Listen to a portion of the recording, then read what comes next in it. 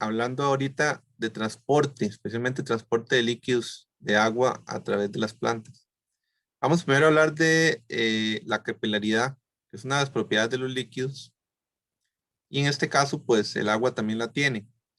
Cuando estamos bebiendo un refresco con una pajilla, muchas veces dejamos la pajilla dentro del refresco y vemos cómo el líquido asciende por el interior de la pajilla algunos centímetros. A eso le llamamos la capilaridad. Eh, Hay muchos factores que tienen que ver con esto, la adhesión de las moléculas, la presión atmosférica, etcétera. Y eso permite pues un movimiento limitado de algunos centímetros del agua contra la gravedad, digamos, dentro de un tubo. Las plantas vasculares inferiores o las plantas no vasculares no tienen tantos problemas como las plantas vasculares superiores, generalmente cuando crecen altas, para transportar el agua de las raíces hasta el punto más alto de las copas de los árboles. Por ejemplo, los musgos o las hepáticas, que son plantas no vasculares, utilizan únicamente la capilaridad como medio de transporte de los líquidos en su interior. Por eso es que estas plantas rara vez crecerán más de algunos pocos centímetros de altura.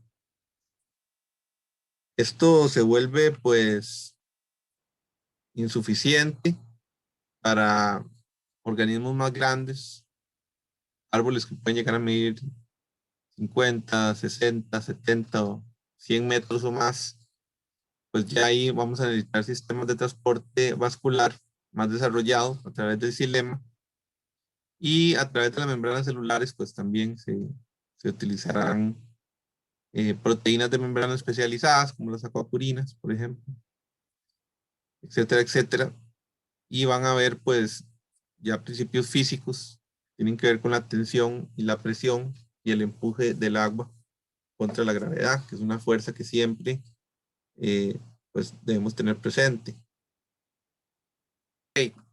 Las plantas son como pajillas, en realidad ellas absorben el agua a través de las raíces, así como los minerales, y mediante un empuje que se da durante la transpiración, que es la pérdida de agua, eh, se crea una fuerza donde el xilema empuja la savia para arriba. En este caso sucede lo mismo con el agua como con los azúcares. Entonces muchas veces pues los árboles actúan así como pajillas, por decirlo así, gigantes, que chupan el agua del suelo. Pero ahorita vamos a ir viendo que hay mecanismos que permiten controlar hasta cierto punto esa transpiración. Los estomas son células especializadas que tienen las hojas que tienen que ver con el intercambio gaseoso. También hay que tener en cuenta que el CO2 se necesita para la fotosíntesis y que el O2 se libera a la atmósfera durante este proceso fotosintético. Las raíces de las plantas intercambian gases con los espacios del aire en el suelo, como hablamos anteriormente. Por eso no es bueno los suelos compactados. No son buenos para cultivar. Y ellos toman el O2 y liberan el CO2. Aquí podemos ver una foto donde se ve la evapotranspiración, que es una combinación entre la transpiración de las plantas y la evaporación natural del agua, que se da mucho en los bosques, por ejemplo, los bosques nubosos, o cualquier bosque a ciertas horas del día. Y esa transpiración, pues tarde o temprano irá formando nubes, eh, por lo cual es un proceso bastante importante para la regulación climática también y para el ciclo del agua. Les comento esto porque he escuchado personas que a veces dicen que los árboles son como pajillas y hacen perder el agua del suelo, ¿verdad? Cosa que no es así, ya que ellas forman parte del ciclo hidrológico. Y si no tenemos bosques, si no tenemos cobertura vegetal propicia, pues es lógico que cada día vamos a tener menos agua disponible en los acuíferos subterráneos. Para lograr todo esto, las raíces tienen adaptaciones, especialmente lo que son los pelos radicales. Y tienen varias capas, por decirlo así. Las raíces contienen floema y contienen xilema. También tienen una corteza que las recubre.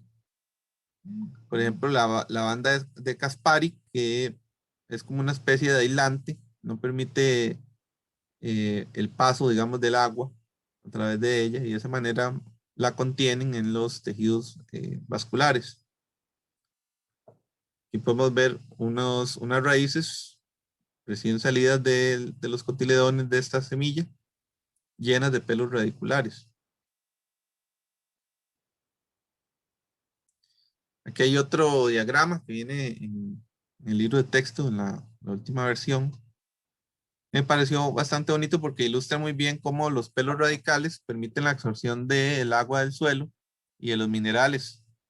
Y estas, pues, va a ir pasando a través del plasmoderma, eh, ya sea por el interior de las células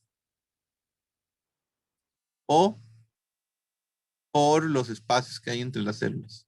Y esos son dos rutas que ahorita vamos a hablar de ellas con más detalle. Pero el punto es que tanto el agua como los minerales van a llegar al xilema y al floema. Cuando la ruta se da, digamos, por el interior de las células, mediante el transporte entre las membranas, a eso le decimos ruta simplástica. Y cuando se da a través de las paredes celulares y los espacios intercelulares, le decimos ruta apoplástica. Como les decía, esta banda de Caspari pues evita que el agua se escape de esas rutas y de los tejidos vasculares una vez que ingresan acá. Tenemos la banda de Caspari. Aquí hay otro diagrama también, que se los dejo por si quieren verlo.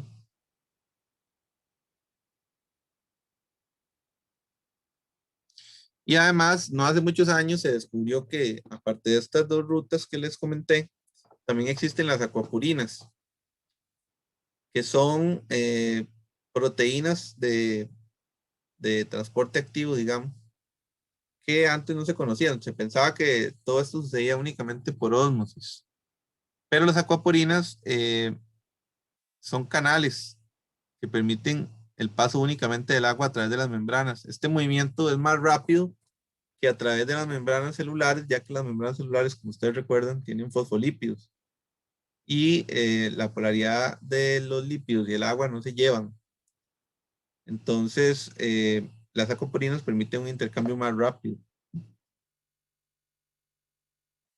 Aquí podemos ver algunos tipos de transporte, tanto pasivo como activo, en la membrana celular, que ya ustedes, bueno, deben estar familiarizados con la difusión facilitada y con el transporte activo. Y en este caso, pues, las acuapurinas vienen a ser como una combinación entre el transporte pasivo, digamos, la ósmosis, y de alguna manera, pues, facilitan esta, es la velocidad en que el agua ingresa a las células. También los pelos radicales no siempre son suficientes, ya que hay nutrientes que podrían estar en muy bajas cantidades en el suelo o dependiendo del tipo de suelo que sea. Si es, por ejemplo, demasiado arcilloso o si es un suelo que no es muy rico en estos nutrientes, le va a costar a los pelos radicales llegar hasta esos nutrientes y absorberlos. Entonces, muchas veces se hacen relaciones simbióticas con otros organismos como bacterias y hongos. Hay bacterias como por ejemplo Nitrobacter que forman nódulos bacterianos en las raíces o rhizobios. Estos nódulos son muy comunes en plantas, especialmente la familia de las legumbres, y por eso es que se utilizan mucho y se mezclan con cultivos. Por ejemplo, el café. Antes el café de sombra se mezclaba mucho con poró, con guavas, con coajiniquiles. porque eran legumbres que naturalmente forman estos nódulos bacterianos, como les dije en el video anterior, permiten la fijación del nitrógeno en el suelo, que no es tan abundante y tan fácil de lograrse. Entonces, estos nódulos bacterianos, pues, ayudan a la absorción de nutrientes, especialmente de nitrógeno, en el caso de las bacterias. Y incluso se llegan a comer. A veces la raíz del chayote, por ejemplo, que se vende, en realidad son nódulos bacterianos también.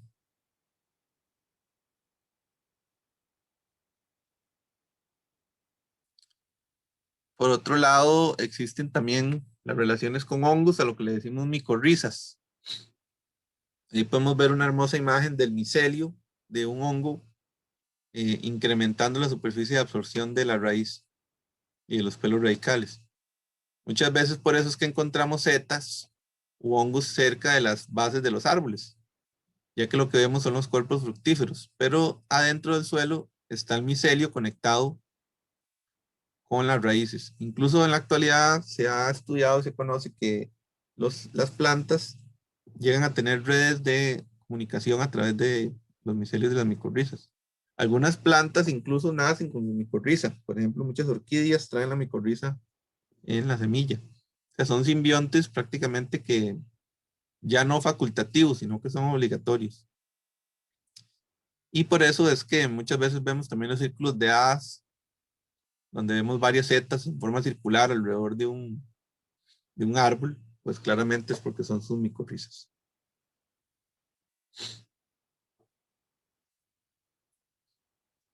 Una vez que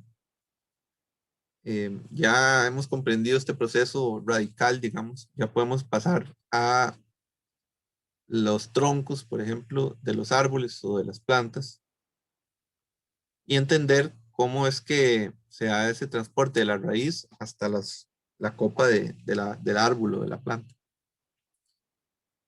Eh, Hay dos estructuras, las traqueidas y los vasos de xilema. Las traqueidas están tanto en gimnospermas como en angiospermas. Y los vasos de xilema son más derivados, están principalmente en las angiospermas. Eh, estos canales de xilema están formados por células muertas. Eso es algo muy importante que hay que tener en cuenta. Muchas veces con lignina. Entonces, hay enzimas que generan perforaciones en esos canales de células muertas eh, que están cubiertos de pectina, estas perforaciones. Y eso permite la distribución del agua hacia regiones específicas, no solo para arriba, sino también de forma lateral. Cuando se hidratan, se cierran, digamos, y se evita el flujo. Durante los periodos secos, estas se contraen y el agua se mueve libremente. Las traqueidas, a su vez, a diferencia de los elementos de los vasos, muchas veces las podemos ver en las ramas o en los troncos.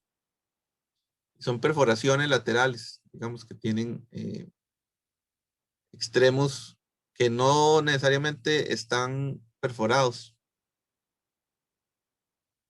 pero sí coinciden con las traqueidas vecinas. Por acá hay otra ilustración de esto, donde se da como un diagrama de cómo funcionan, bueno, los tubos de xilema, cómo se expanden y contraen dependiendo del nivel de hidratación que tenga la planta, permitiendo así el transporte, como les digo, del agua en diferentes direcciones. Y por su lado las traqueidas que eh, no tienen estas perforaciones, la diferencia de los vasos del xilema, pero que vienen a ser como un poco más primitivas, digamos, ya que no la contienen las gimnospermas. Eh, pero ambas son muy importantes en el transporte del agua.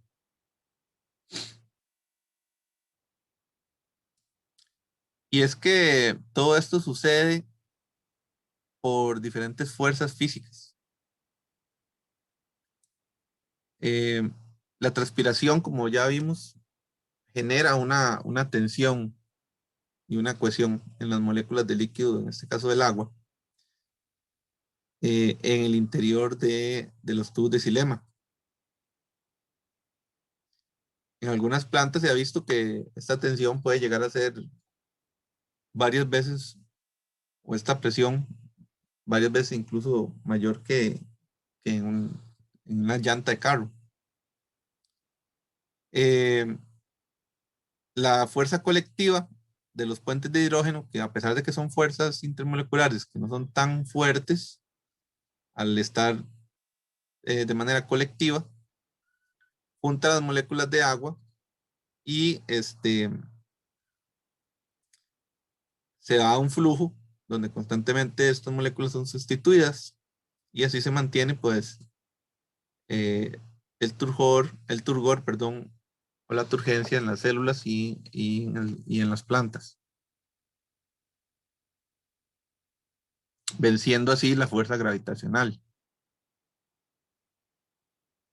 A esto le llamamos la teoría de la cohesión-tensión.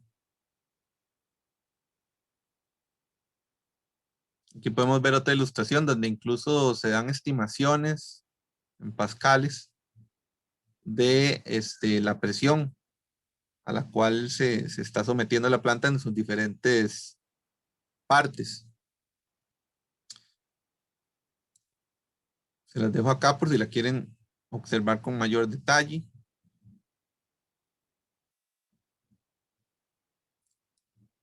Y aquí hago como un acercamiento a la parte de la tensión, lo que genera, digamos, la fuerza que genera la transpiración.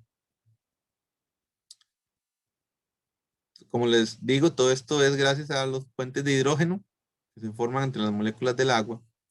Y por eso es que muchas veces tal vez no le echamos agua a una mata un día o 2 días y cuando llegamos está marchita.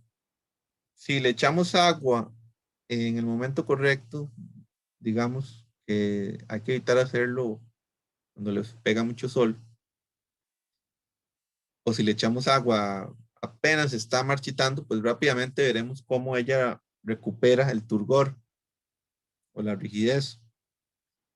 A veces cuando ya las plantas llegan a un punto de marchitarse demasiado, ya no hay como decir vuelta atrás.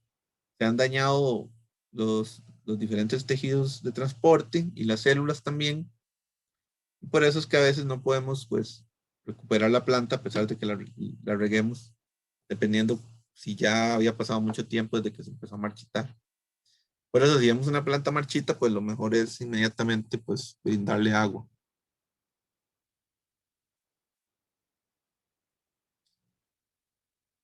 Como les digo, eh, toda esta fuerza de la transpiración no sería posible sin la presencia de las estomas. Aquí podemos ver algunas estomas vistas con el microscopio. Ellas parecen bocas, eso es lo que significa estoma, boca. Es en 2 labios, ¿verdad? Y como se abren y se cierran, pues todavía parecen más una boca. Eh, a estas células le decimos células guarda. Y ellas permiten, las estomas permiten el intercambio gaseoso. Entonces, a veces estarán abiertas, a veces estarán cerradas. Si, por ejemplo, eh, no hay suficiente agua en el suelo y estamos pasando un periodo de sequía, pues las estomas se cerrarán para evitar la pérdida del agua. Y si más bien estamos con sobresaturación de agua en el suelo, pues ellas se abrirán para permitir que la planta libere el exceso de agua.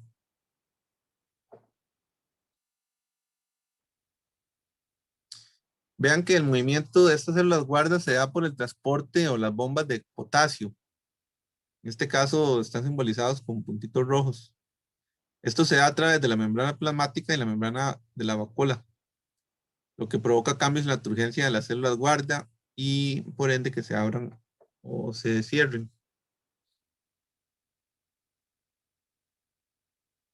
La contaminación ambiental puede llegar a dañar las estomas de las plantas, por ejemplo. Es algo que me parece interesante e importante de tener en cuenta.